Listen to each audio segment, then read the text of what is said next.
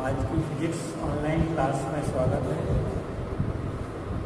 अब हम पिछली क्लास में पढ़ चुके हैं बीटा प्राचाल के आधार पर कुछ प्रॉपर्टीज हमने पढ़ी थी, टेम्परेचर की डेफिनेशन पढ़ी थी, एंट्रोपी लिखी थी बीटा प्राचाल के आधार पर। आज हम पढ़ेंगे सबसे पहले ऊष्मागति का संज्ञान के लिए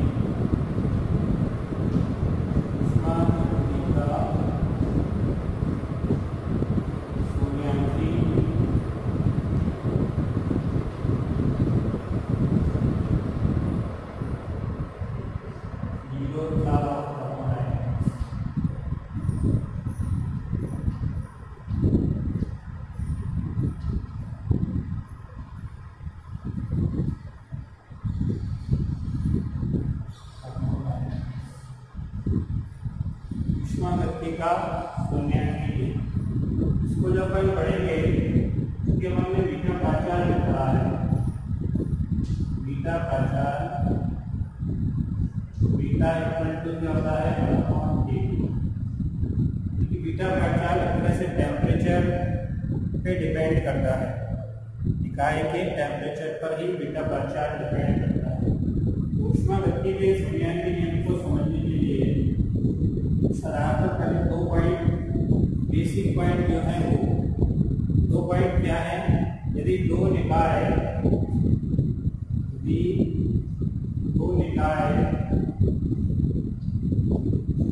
पृथक रूप से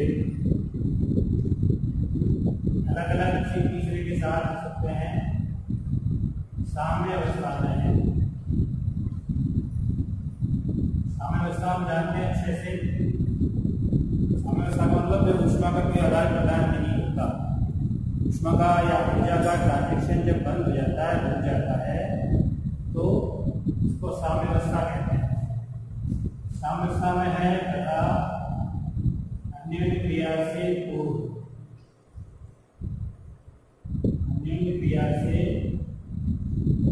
एवं बाद में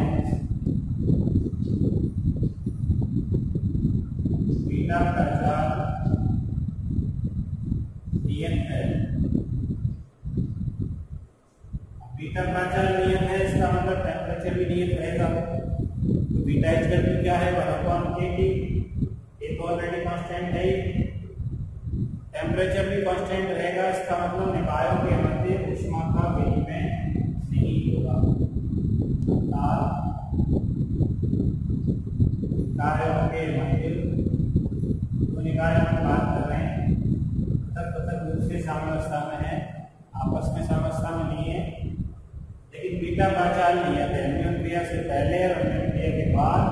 इसका मतलब निकायों के मध्य किसी भी प्रकार की अन्योन्य क्रिया नहीं होगी। दूसरा पॉइंट, निकाय पृथक से साम्य अवस्था में है परंतु बीटा प्राचाल समान नहीं है। इसी लाइन पर रीड कर रहे हैं, दो निकाय पृथक रूप से साम्य अवस्था में है लेकिन बीटा प्राचाल समान नहीं है। डिफरेंट है दोनों निकायों के बीटा प्राचाल के मान अलग अलग है, यानी टेम्परेचर अलग अलग है। तो क्या हुआ, निकायों के मध्य ऊष्मीय क्रिया अवश्य होगी। निकायों के मध्य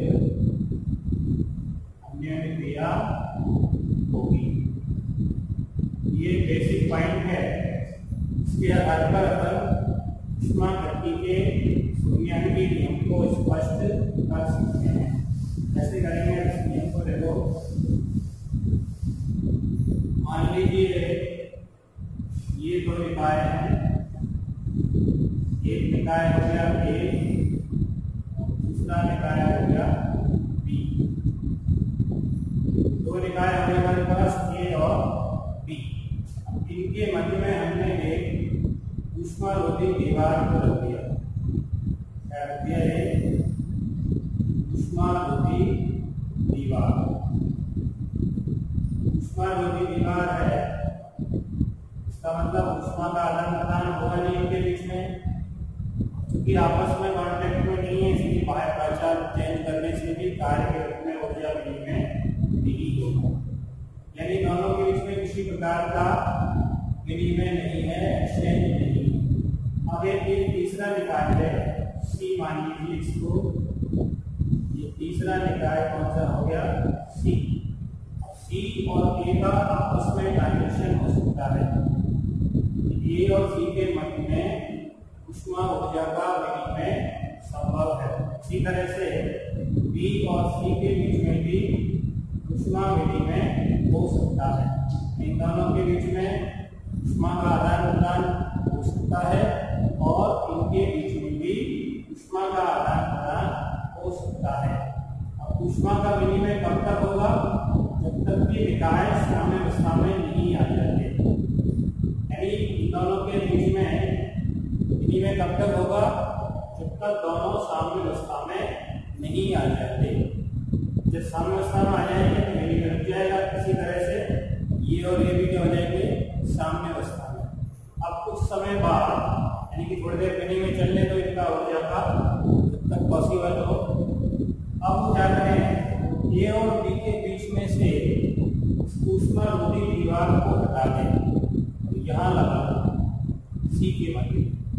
नेक्स्ट में दिखाना ये हमारा ये निकाय और ये दूसरा हो गया बी निकाय। और ये जो ऊष्मा रूपी दीवार हमने लगा रखी थी दोनों के बीच में, इसको यहाँ से हटा दीजिए और इस दीवार को लगा दें सी के बीच। यहाँ लगा दी हमने ऊष्मा रूपी दीवार को यहाँ लगा। अब हमने ए और बी को कांटेक्ट में ला दिया, दीवार हटा दी, इसका मतलब ये दोनों कांटेक्ट में हैं। अब इनके बीच में ऊष्मा ऊर्जा का विनिमय होना चाहिए। लेकिन अगर देखें प्रैक्टिकली इसको ऑब्जर्व करें तो देखते हैं कि इनके बीच में अभी भी ऊष्मा का विनिमय नहीं हो रहा। इसका रीजन क्या है, यानी हमने जब दीवार हटा दी, भाई दो लोगों के बीच में जो दीवार है, मान लो दो लोग बात कर सकते हैं, जो दीवार लगा के तो नहीं कर सकते, लेकिन दीवार हटा देंगे तो बात कर सकते हैं ना वो। लेकिन यहाँ क्या हो रहा है कि दीवार हमने हटा दी, फिर भी इनके बीच में किसी भी प्रकार का ऊर्जा विनिमय नहीं होगा। इसका रीजन क्या है, इसका रीजन ये है कि यहाँ पे ए और सी के बीच में विनिमय हुआ, और विनिमय कब तक होता है, जब तक दोनों साम्य अवस्था में नहीं आ जाते। तो जब तक इनका विनिमय हुआ दोनों के आपके साम्य अवस्था में, साम्य अवस्था का मतलब दोनों के बीटा प्राचार इक्वल हो गए, टेम्परेचर समान हो गए। इसी तरह से बी और सी के बीच में भी ऊष्मा का आदान प्रदान हुआ, और कब तक हुआ, जब तक दोनों साम्य अवस्था में नहीं आ जाते, यानी दोनों के टेम्परेचर समान नहीं हो जाते। मतलब क्या निकला, ए और सी का टेम्परेचर समान है, सी और बी का टेम्परेचर समान है।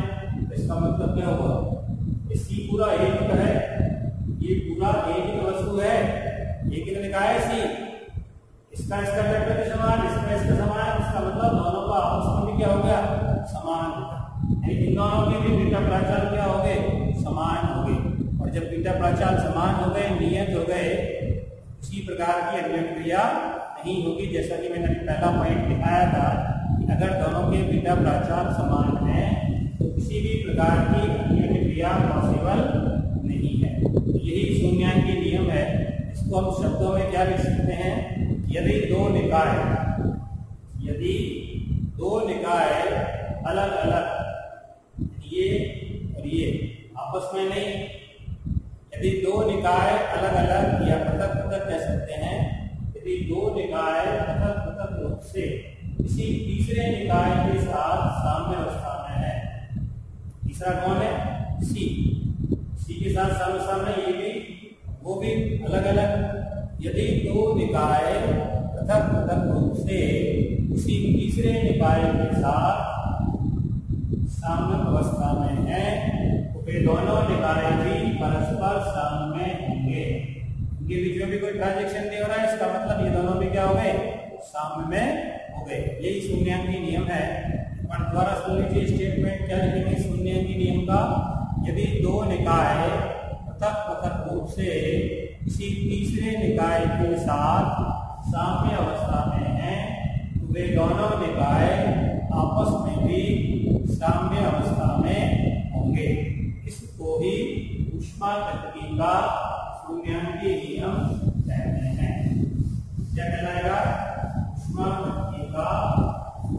भी नियम कहलाता है। अब इसके आधार पर हम डेफिनेशंस पढ़ेंगे, प्रमुख गुण पढ़ेंगे बीटा प्रचाल के।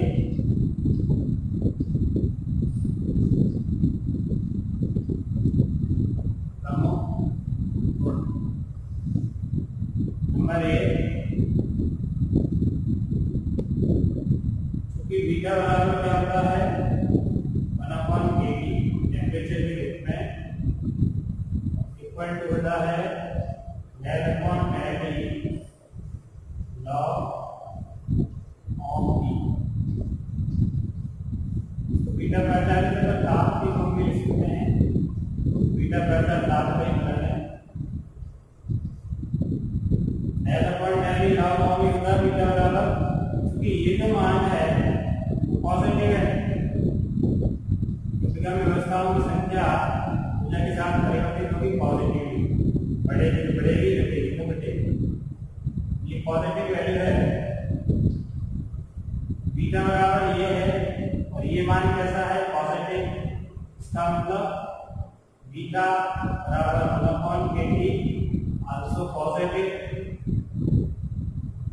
इसका मतलब टेम्परेचर T हमेशा क्या होता है पॉजिटिव। इसका क्या निष्कर्ष निकला? इसका निष्कर्ष ये है कि सभी निकायों का परम ताप सदैव पॉजिटिव होता है, यानी कि धनात्मक होता है। सभी निकायों का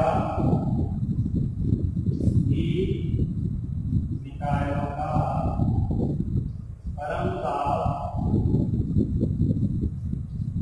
सदैव क्या होता है धनात्मक होता है, पॉजिटिव होता है। किसी भी निकाय में नेगेटिव टेम्परेचर नहीं हो सकता, 0 केल्विन तो हो सकता है लेकिन नेगेटिव होना पॉसिबल नहीं है। इसका मतलब पहली प्रॉपर्टी आ गई, सभी निकायों का परम ताप सदैव धनात्मक होता है। दूसरा गुण क्या लिखे हैं नंबर 2, जो निकाय की अभिगम्य अवस्थाओं की संख्या होती है। किसी भी निकाय की बात कर सकते हैं अपन, निकाय की अभिगम्य अवस्थाओं की संख्या, अभिगम्य अवस्थाओं की संख्या का इसे कहते हैं अपन ओम ई। ये समानुपाती है E माइनस E0 की घात n। यहाँ E क्या है, E0 क्या है, निकाय की मूल अवस्था में ऊर्जा, मूल अवस्था मतलब बेसिक अन्य क्रिया से पहले, तो अन्य क्रिया नहीं हुई इससे पहले ही निकाय की मूल अवस्था में ऊर्जा। तो कोई भी ऊर्जा हो सकती है, अन्य क्रिया के बाद जो चेंज होगी वो मान होगा F है इकाई की स्वतंत्र कोटियों की संख्या, स्वतंत्र कोटियों की संख्या। स्वतंत्र कोटि की संख्या जानते ही हो, जैसे कोई गैस अगर एकल परमाणु गैस है, केवल सिंगल परमाणु है, स्वतंत्र गति केवल स्थानांतरित गति कर सकते हैं। 3 कोटियां होती हैं, स्थानांतरित गतियां 3 दिशाओं में होती हैं, त्रिविमीय गति जैसे होती है। और अगर द्विपरमाणु है गैस, हाइड्रोजन नाइट्रोजन ऑक्सीजन, तो उसमें 3 तो स्थानांतरित गति कारण, इसके अलावा 2 घूर्णन गति भी कर सकती है, 2 अक्षों के सापेक्ष 5 हो सकती है। और अगर बहुपरमाणु है 3 और 3 6 हो सकती हैं, 3 स्थानांतरित गति कारण, 3 घूर्णन गति के कारण। इसके अलावा हाई टेम्परेचर पर कंपन गति के कारण भी हो सकती है। पहले पढ़ चुके हो स्वतंत्र कोटियों की संख्या 11 क्लास में पढ़ी हुई है, निकाय की स्वतंत्र कोटियों की संख्या हमने पढ़ी है पहले भी। तो ये F का मतलब स्वतंत्र कोटियों की संख्या। इसको पोस्टल चिन्ह हटाएंगे, क्या लगाएंगे नियतांक। नियतांक को मान लिखना है, तो नियत से लिख लो, नियतांक E माइनस E0 की घात इसका लॉग ले लें, लॉग लेने पर क्या होगा, log of e equal to नियतांक का लॉग लेंगे तो लॉग ऑफ नियतांक प्लस घात आगे रहेगी है लॉग ई माइनस ई। क्योंकि बीटा प्राचाल्य होता है, क्योंकि बीटा प्राचाल्य बीटा बराबर del upon del e log of e. क्या पता होता है del upon del e log of e. Log of e का मान ये रहा, यानी इसका अवकलन करना है हमने को। बीटा बराबर क्या आ गया, del upon del e log नियतांक plus del upon del e f log e minus e. नियतांक का अवकलन तो 0 होता है, नियतांक का अवकलन क्या हो गया, del upon del e log नियतांक का अवकलन क्या हो गया 0। उधर क्या बचेगा, बीटा बराबर हो गया एफ तो कांस्टेंट है, स्वतंत्र कोटियों की संख्या नियत करती है, अवकलन से बाहर निकाल लेंगे। लॉग का अवकलन क्या हो गया 1 अपॉन ई माइनस ई। लॉग ई माइनस 0 का 1 अपॉन हो गया, एफ बाहर आ गया, बीटा बराबर हो गया एफ। बीटा बराबर क्या होगा 1 अपॉन केटी होता है, 1 अपॉन केटी इक्वल टू हो गया एफ अपॉन ई माइनस ई। क्योंकि साम्य अवस्था में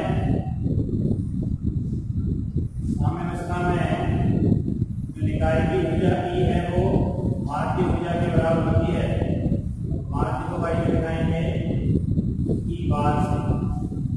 साम्य अवस्था में निकाय की ऊर्जा ई इक्वल टू क्या लिख सकते हैं ई बार 1 अपॉन केटी बराबर हो गया एफ अपॉन ई बार माइनस ई जे, या केटी इक्वल टू लिख सकते हैं ई बार माइनस ई 0 अपॉन एफ। इसको समीकरण 2 लिख दीजिए और इसको लिखते हैं समीकरण 3। इसका मतलब क्या हुआ रिजल्ट, किसी ताप T पर कि हम टेम्परेचर लिखना चाहें क्या लिख सकते हैं, देखो इधर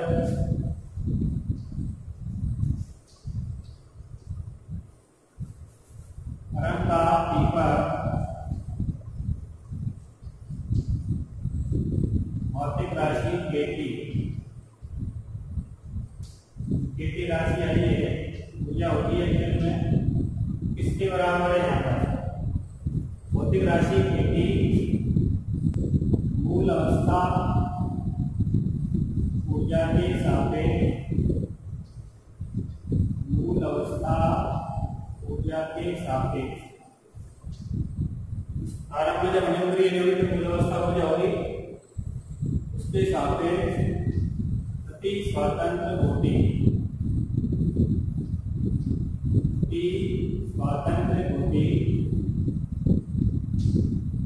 माध्य ऊर्जा की अधिकता, माध्य ऊर्जा की अधिकता के लगभग बराबर होती है। रिजल्ट को मैंने हिंदी में शब्दों में लिख दिया है। परम ताप T पर भौतिक राशि केटी इसके बराबर है मूल अवस्था में ऊर्जा के सापेक्ष प्रति स्वतंत्र कोटि एफ बटे में, इसलिए प्रति स्वतंत्र कोटि माध्य ऊर्जा की अधिकता। अधिकता इसलिए क्योंकि डिफरेंस है, इससे कितनी ज्यादा है ऊर्जा, मूल अवस्था में ऊर्जा के सापेक्ष ऊर्जा कितनी ज्यादा है, ये लगभग बराबर होती है। तो ये 2 पॉइंट ये हो गए। तीसरा पॉइंट देखो,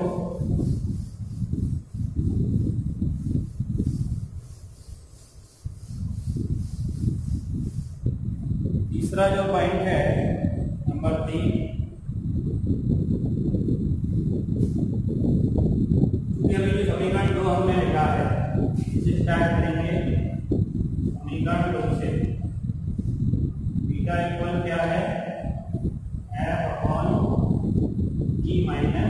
ई से, ठीक है। इसका ई के सापेक्ष अवकलन करो, ई के सापेक्ष इसका क्या करो, अवकलन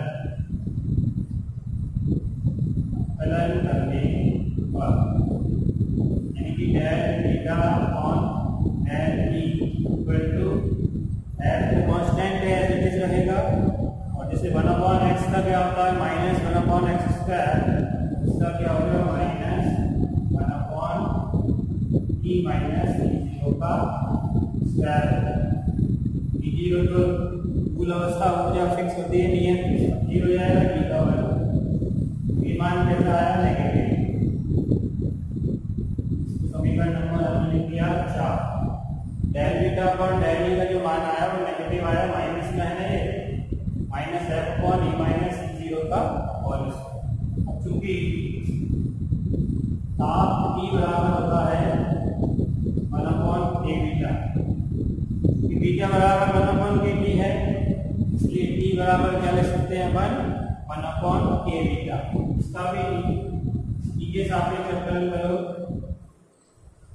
ई के सापेक्ष अवकलन करने पर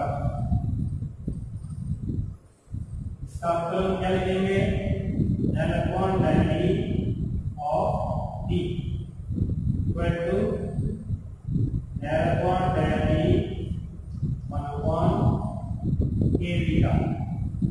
इसका जब अवकलन करेंगे तो क्या आएगा, देखो जब देखिए del e upon del e बराबर क्या आएगा, 1/k बीटा का अवकलन करेंगे पहले तो, 1/x का क्या होता है माइनस 1/x², 1/k बीटा हो गया माइनस 1/k तो कांस्टेंट है, इसलिए तो बाहर निकालो, केवल बीटा का, ये तो कांस्टेंट है, ये कोई चर नहीं है, चर का मान है केवल बीटा, तो ताप पे डिपेंड करता है ना बीटा, इसलिए ये को तो हमने निकाल दिया बाहर, ये बाहर आ गया, बचा 1/बीटा, 1/बीटा का अवकलन क्या हो गया माइनस 1/बीटा², फिर बीटा का लक्ष्य del beta upon del e के सापेक्ष कर रहे हैं ना हम अवकलन, तो ये कांस्टेंट है, इसका तो एक बार होता है कि अवकलन से पहले आर आ जाएगा, आर आ गया, 1/बीटा का हो गया माइनस 1/बीटा² और फिर बीटा का हो गया del beta upon del e, तो del e upon del e equal to हो गया माइनस 1/a बीटा², del beta upon del e का मान यहाँ से लिख दो, क्या मान है यहाँ से minus F upon E minus E0 का होल स्क्वायर। माइनस और माइनस क्या हो गया प्लस, नेगेटिव नेगेटिव क्या बन गया पॉजिटिव, इसका मतलब क्या हुआ del t upon del e equal to क्या मान प्राप्त हुआ पॉजिटिव। पॉजिटिव होने का मतलब क्या है, आप जो टेम्परेचर होता है किसी इकाई का वो ऊर्जा वृद्धि के साथ बढ़ेगा, इसी अनुपात का मान पॉजिटिव होने का मतलब क्या है, नीचे वाला मान बढ़ता है ऊपर वाला भी बढ़ेगा, नेगेटिव हो उसका मतलब होता है नीचे वाला बढ़ेगा ऊपर वाला घटेगा। तो यहाँ ऊर्जा वृद्धि के साथ ताप में भी क्या होगी वृद्धि, यानी कि ताप जो है ऊर्जा का वर्तमान फलन है। वर्तमान जानते हैं ना, मैथमेटिक्स में पढ़ रखा है, वर्तमान फलन जो होते हैं, वर्तमान हास्यमान फलन, घटता है तो हास्यमान, बढ़ता है तो वर्तमान। यहाँ पे del t upon del e positive है, इसका मतलब ताप जो है निकाय का ऊर्जा ई का वर्तमान फलन है, निकाय का ताप टी ऊर्जा ई का एक वर्तमान फलन है, वर्तमान फलन है, अर्थात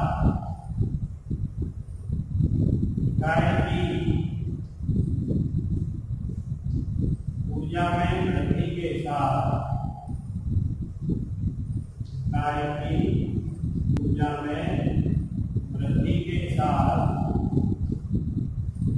उसके ताप में भी वृद्धि होगी। ऊर्जा में वृद्धि होती है उसके ताप में भी क्या होगी, वृद्धि होगी। यानी लिख सकते हैं ऊर्जा को ताप का फलन लिखेंगे तो फलन ऑफ T, वर्तमान फलन। ताप बढ़ेगा तो ऊर्जा बढ़ेगी, या ऊर्जा बढ़ेगी तो ताप बढ़ेगा। तो ये परम ताप के कुछ प्रमुख गुण हैं, क्या प्रदर्शन भी कह सकते हैं, या परम ताप के गुण।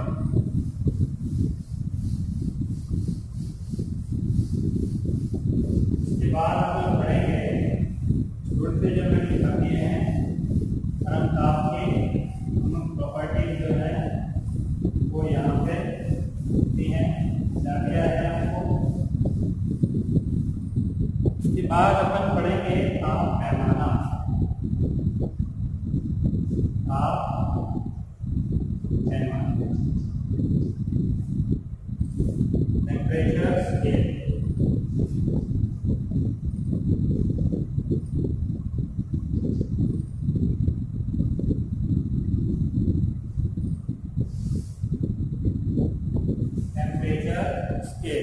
ताप पैमाना, सबसे पहली चीज तो ये कि ताप को नोट अगर करना है, ताप क्या है, ताप एक भौतिक गुण है पदार्थ का। टेम्परेचर जो होता है वो एक भौतिक गुण होता है पदार्थ का, जो ये शो करता है कि वो अन्य निकाय के साथ तापीय साम्य में है कि नहीं। अगर साम्य होगा टेम्परेचर इक्वल है, और अगर साम्य नहीं है तो टेम्परेचर इक्वल नहीं है। ताप का मापन करने के लिए सबसे पहले अपन को अगर ताप पैमाना बनाना है तो दो प्रमाणित बिंदु सेलेक्ट करने पड़ेंगे। क्या करने पड़ेंगे, दो प्रमाणित एवं स्थिर बिंदु।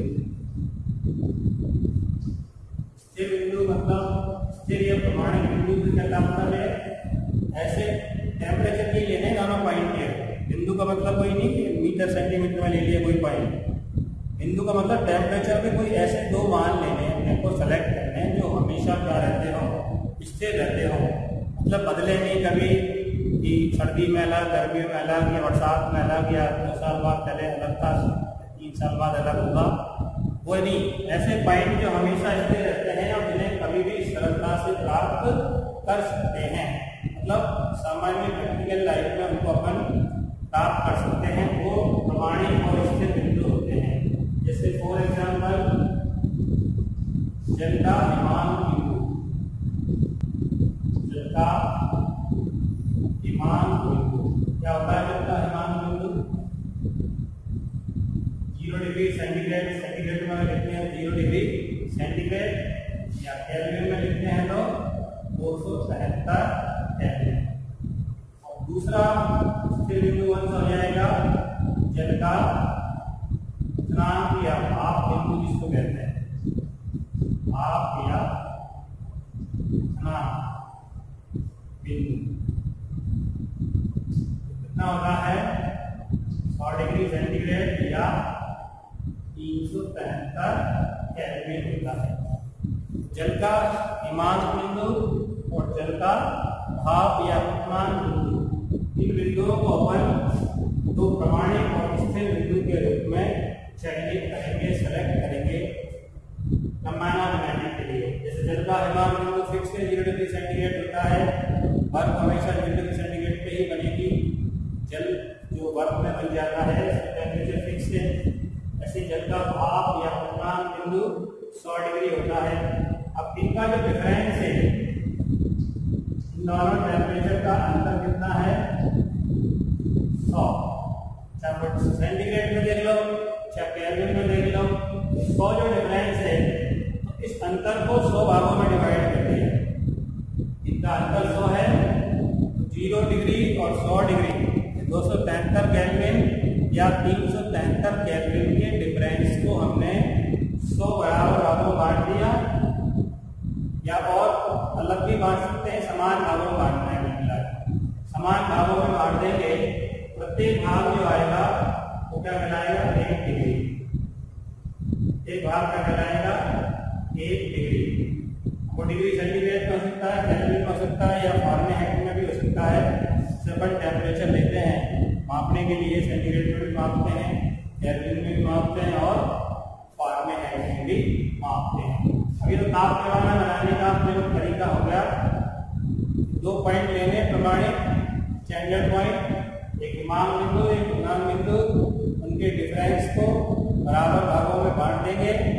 एक भाग क्या कहलाएगा 1 डिग्री कहलाएगा। अब टेम्परेचर में तापमापी हम बनाएंगे, केवल पैमाना बनाने से तो काम चलेगा नहीं। आपको नोट करने के लिए तापमापी, उसको हम थर्मामीटर कहते हैं, उसको बनाने के लिए क्या करना पड़ेगा, कोई एक ऐसे पदार्थ का गुण सेलेक्ट करो। पदार्थ का ऐसा गुण सेलेक्ट करना है जो टेम्परेचर के समानुपाती हो या रेखीय समानुपाती हो। रेखीय समानुपाती मतलब जब टेम्परेचर बढ़े तो उसी अनुपात में पदार्थ का गुण भी बढ़ना चाहिए। अब पदार्थ के गुण का मतलब प्रेशर हो सकता है, पदार्थ का ताप या उसका आयतन हो सकता है। आयतन के हिसाब से आयतन जितना बढ़ रहा है उसी हिसाब से ताप बढ़ रहा है, तो आयतन माप के ताप माप सके या दाब माप के ताप नाप सके। वो पदार्थ का ऐसा गुण सेलेक्ट करना है जो ताप के क्या हो समानुपाती। टेम्परेचर समानुपाती x। x क्या है, ये पदार्थ का कोई भी गुण हो सकता है, दाब हो सकता है या आयतन हो सकता है। यहाँ पे कॉमन रूप में अपन क्या मान रहे हैं x है, पदार्थ का कोई गुण क्या है x, T प्रोपोर्शनल x। समानुपात से हटा नहीं जाता बराबर कोई भी T बराबर हो गया ax, एक कोई भी कांस्टेंट है। अब इस पदार्थ को हमने किसी ज्ञात ताप वाले निकाय में रख दिया, यदि इस तापमापी को इसमें हमने पदार्थ लिया है, इस तापमापी को ज्ञात ताप T1 वाले निकाय में रखा जाए। तो T1 कोई ज्ञात ताप है, उसके निकाय में रख दिया। इस प्रॉपर्टी के हिसाब से, समीकरण 1 के हिसाब से टेम्परेचर T1 बराबर करेंगे इसका गुण x1। समीकरण 1 और 2 की तुलना करें तो T1 अपॉन T बराबर क्या हो गया x1 अपॉन x। समीकरण 2 में का भाग दे दिया, T1 अपॉन T एक हट गया, x1 अपॉन क्या हो गया x, या T1 बराबर हो गया x1 upon x into T। अब ये T कोई अननोन टेम्परेचर है और ये ज्ञात है, यही हम सकते हैं T बराबर के लिखेंगे, T को उधर ले जाओ x upon x1 into T1। T unknown है, T को यहाँ लिख दिया जा गया, x ऊपर पहुंच गया, x1 नीचे और T1। अब ये सब ज्ञात होने पर हमें T ज्ञात कर सकते हैं। अब ये ज्ञात ताप के रूप में भी अपन एक ऐसा टेम्परेचर ले जो हमेशा ज्ञात हो। ज्ञात ताप T1 के स्थान पर जल का दिक बिंदु लें, जल का क्या लें दिक बिंदु। दिक बिंदु जानकर ट्रिपल पॉइंट पदार्थ की तीनों अवस्थाएं साम्य में होती हैं, उसे हम कहते हैं जल का दिक बिंदु। दिक बिंदु कहाँ का है 273.1 से केल्विन ताप एवं 4.58 मिलीमीटर पारे के स्तंभ के ताप पर, इतना ताप जितने ताप पर जो टेम्परेचर होता है वो जल का दिक बिंदु होता है। त्रिक बिंदु हम T P R लिख सकते हैं। P R मतलब ट्रिपल पॉइंट। त्रिक बिंदु पर जो टेम्परेचर है उसको हम ज्ञात ताप मान रहे हैं, यानी T1 के स्थान पर कौन हो गया TPR। TR का मतलब ट्रिपल पॉइंट। जल का त्रिक बिंदु 273.16 केल्विन है, ट्रिपल पॉइंट 273.16 केल्विन। इस पे जो गुण आएगा x1 बराबर, इसको हम क्या लिखते हैं XPR। यहाँ पे जो मान अपन लिखेंगे अब T बराबर क्या हो गया, नॉन टेम्परेचर है x की है एज इट इज कौन x1 की जगह XPR इनटू T1 की जगह हो गया TPR, जो कि ज्ञात है 273.16 केल्विन। यानी कि ये सब अब ज्ञात है। जैसे 273.16 केल्विन फिक्स है और XTR मतलब इस ताप पर पदार्थ का गुण। इस ताप की बात अगर करते हैं, अगर पदार्थ का गुण कौन सा लेते हैं अपन, ताप, प्रेशर, तो ये लिख दिया मैंने पहले ही ऊपर। इस टेम्परेचर पर दाब ये होता है 4.58 मिलीमीटर पारे के स्तंभ के दाब के बराबर। ये भी ज्ञात हो गया XTR, यानी अगर पदार्थ का गुण हम दाब लेते हैं, दाब की जगह मान लिख सकते हैं। अब ये X ज्ञात करना है, अज्ञात टेम्परेचर पर दाब कितना है। अज्ञात टेम्परेचर जिसको अपन माप रहे हैं, किसी पदार्थ का या निकाय का टेम्परेचर जो माप रहे हैं, उस पर वो गुण कितना है X। उसका मान अगर अपन ने नोट कर लिया तो हम क्या कर सकते हैं, इस अननोन टेम्परेचर को ज्ञात कर सकते हैं। इस तरह से अपन पहले ताप पैमाना बनाएंगे थर्मामीटर बनाने के लिए, फिर थर्मामीटर तैयार करने के लिए कोई भी पदार्थ का ऐसा गुण चयन करना है जो ताप का क्या हो, रेखीय फलन हो, E प्रोपोर्शनल X। सर ने ले लिया, कोई भी गुण हो सकता है, कांस्टेंट लगा दिया। ये इस तरह से हमने एक सूत्र बना दिया अननोन टेम्परेचर ज्ञात करने का। इसके आधार पर अपन अननोन टेम्परेचर को ज्ञात कर सकते हैं, यानी कि अज्ञात ताप का मापन कर सकते हैं। अलग अलग तरह के तापमाप भी होते हैं जिनके आधार पर अपन अननोन टेम्परेचर ज्ञात कर सकते हैं। ठीक है।